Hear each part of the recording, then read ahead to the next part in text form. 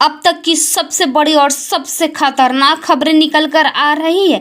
Bhojpuri industry का सबसे महंगा एल्बम ए चुनमुनिया सॉन्ग में 5 करोड़ रुपया लगा है। जी हाँ, आपने सही सुना, 5 करोड़ रुपया लगा है। लगभग उसमें जो है 500 आदमी काम किए हैं ए चुनमुनिया सॉन्ग में।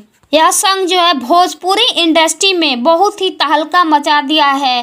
23 घंटे में 5 मिलियन व्यूज आ गया है। जी हाँ, आपने सही सुना, 5 मिलियन व्यू, जो कि भोजपुरी में कोई ऐसा सॉन्ग नहीं है जो इतना व्यूज लाया है इतने समय में।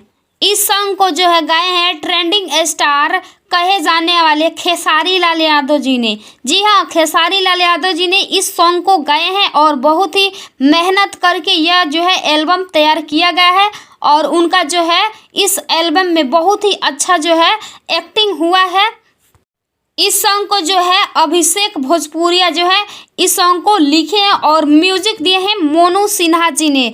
इस सॉन्ग को जो है म्यूजिक देने वाले हैं मोनू सिन्हा। जो है म्यूजिक काफ़ी अच्छा और काफ़ी मस्त सॉन्ग का जो है म्यूजिक है।